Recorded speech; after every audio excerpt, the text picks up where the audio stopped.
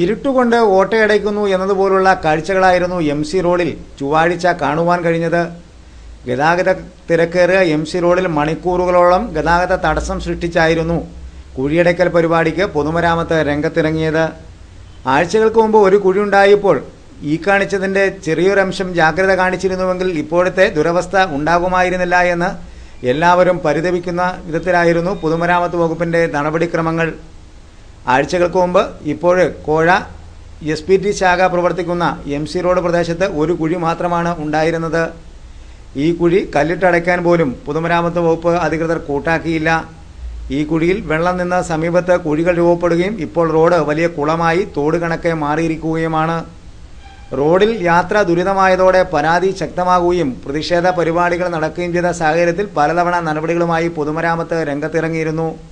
മണ്ണും കല്ലും മക്കുമിട്ട് റോഡ് യാത്രായോഗ്യമാക്കാനുള്ള ശ്രമങ്ങളാണ് പൊതുമരാമത്ത് വകുപ്പ് പല ദിവസങ്ങളിലായി നടത്തുന്നത്.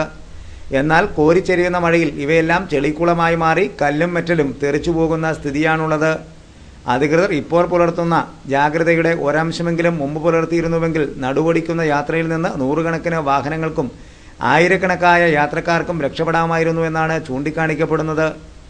ഓടകൾ യഥാസമയം ശുചീകരിക്കാൻ ഫണ്ട് അനുവദിച്ചിട്ടും കുറവലങ്ങാട് മേഖലയിൽ ഓടകൾ ശുചീകരിക്കാൻ നടപടികൾ ഉണ്ടാകാതിരുന്നത് റോഡ് തകരാൻ കാരണമായതായി ചൂണ്ടിക്കാണിക്കപ്പെടുന്നുണ്ട്.